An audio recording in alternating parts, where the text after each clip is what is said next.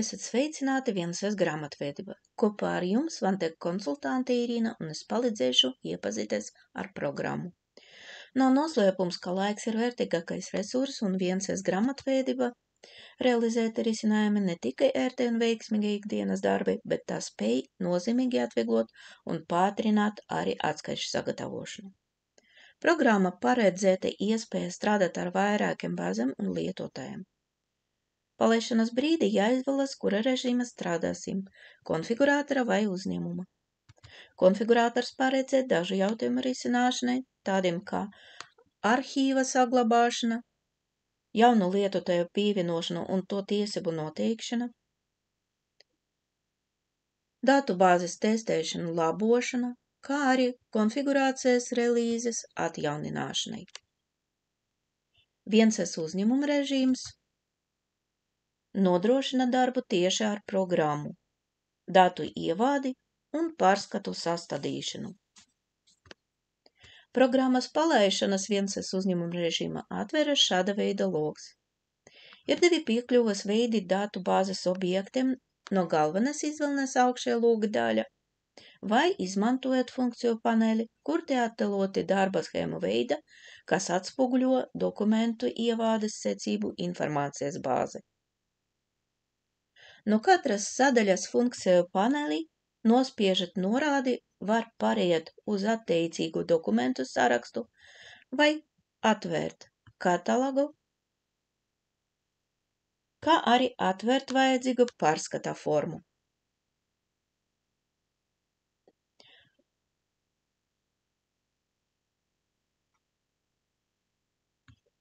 Papildus standarta uzskaites sadaļas paredzētiem aizvilkniem, funkciju paneļa atrodas aizvilknis monitors, kas ļaus operatīvi un ērtā formā saņemt informāciju par naudas līdzekļu atlikumiem no rēķina kontes un kase, kā arī debitora kreditora parādu summām.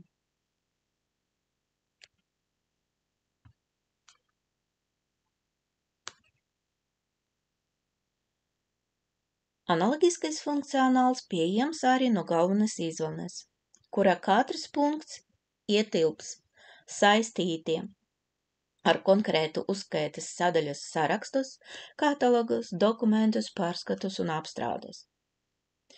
Gan galvenās izvēles, gan funkciju paneļa interfeisu iespējams pielāgot konkrēta lietotāja vajadzībām.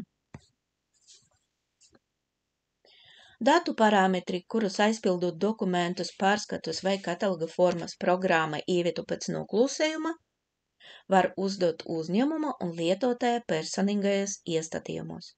No galvenās izvēles sadaļas uzņēmums un servis. Pateicoties intuitīvi saprotamam interfeisam, pat nepieredzējis programmas lietotājs var viegli atrast izvēles sadaļu, kur jāatspoguļo konkrēta darījumu. Tā, piemēram, tirdzniecības operācijas, kā arī preču un noliktavas uzskaite, programmā atspoguļojas ar dokumentu palīdzību, kas atrodami zem sadaļām noliktava un pamatdarbība, tādiem kā preču un pakalpojumu saņemšana realizācijas, iekšējā kustību dokumenti, grāmatošana, preču norakstīšana, preču pārvietošana starp noliktavām, savstarpēji ieskaiti un citi dokumenti ar dažādām drukas formām. Drukas formas iespējams personalizēt konkrēta uzņēmuma vajadzībām. Sadaļas pieejami arī attiecīgi katalogi, atskaiti un žurnāli. Tā, pieņemsim, sadaļā noliktava būs pieejami katalogs nomenklatūra, nomenklatūras grupas, žurnāli, preču pārvietošana starp noliktavām, preču grāmatošana, atskaiti, nomenklatūras atlikumi noliktavas, nomenklatūras apgrozījumi noliktavas un tam līdzīgi. Ziņas par organizāciju pamatlīdzekļiem, nemateriāliem aktīviem un mazvērtīgu inventāru, to iegade, amortizācija, modernizācija, pārvietošana un izdāšana, tā skaita, norakstīšana un pārdošana, glabājas sadaļa PL un NMA, pamatlīdzekļi un nemateriāli aktīvi. Naudas līdzekļu operācijas uzskaites atspoguļošana notiek sadaļa banka un kase, kur katra operācijas veidim paredzēts savs dokuments. Maksājuma uzdevums un naudas ienākums konta bez skaidrs naudas līdzekļu darījumu atspoguļošanai, kases dokumentu žurnāls, kur varam redzēt gan kases izdevumu orderi, gan kases ieņemumu orderi, tāpat arī inkasācija pieejama, kā arī šajā sadaļā būs pieejams dokuments avansa atskaite, ar kuru konkrēta norēķini persona atskaitas par izlietotam naudas summām. Šo dokumentu var izmantot arī, lai atspoguļot darbinieku darba braucienu. Programma paredzēta iespēja kartot uzskaiti dažādas valūtas un dažādas uzskaites kontas. Darba alga un kadru uzskaites speciāla apakšsistēma, kas ietilps vienas grāmatvedības sastāvā un atrodama zem kadru uzskaite un darba alga, galvenā izvēle, risinās šādus uzdevumus. Kadru kustības uzskaite, pieņemšana darba, kadru pārvietošana, atlaišana no darba, darba alga aprēķināšana, ar likumdošanu reglamentēta sociālo un ienākumu nodokļu aprēķināšana, attiecīga pārskatu sastādīšana, aprēķinātas darba algas un nodokļu atspoguļošana grāmatvedības uzskaitē. Programma realizēta iespēja ielādēt informāciju par darbiniekam algas nodokļu grāmatiņam un slimības lapam tieši no EDS sagatavota faila. Darbam ar ikdienas un reglamenta pārskatiem paredzēts aizvilknes atskaites. Īstenībā, kā mēs jau varējām redzēt, dažādi atskaiti mums pieejami pie katra uzskaites sadaļa. Standarta pārskati galvenokārt paredzēti iekšēji izmantošanai.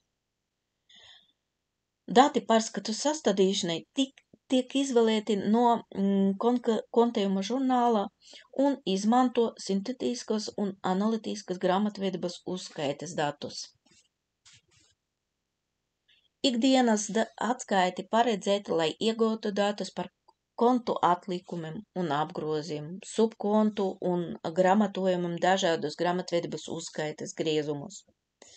Vienas grāmatvedība paredzēts kā standārta pārskatu komplekss, kā arī iespēja taisīt atskaites ar lietotājiem uzdotiem parametriem. To iespēju var realizēt ar pārskata iestatējumu palīdzību, kur var uzdot ne tikai konkrēti parametri, bet arī detalizācijas līmenī.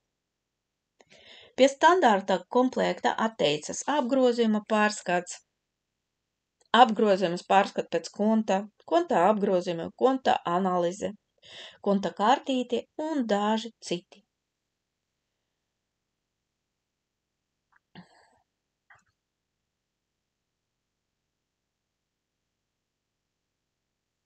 Darbām ar reglamenta pārskatu paredzēta apstrāde reglamentu atskaišu žurnāls, ar kuras palīdzību var ne tikai sagatavot pārskatu, bet arī izlādēt turpmākai ielādei EDS sistēma.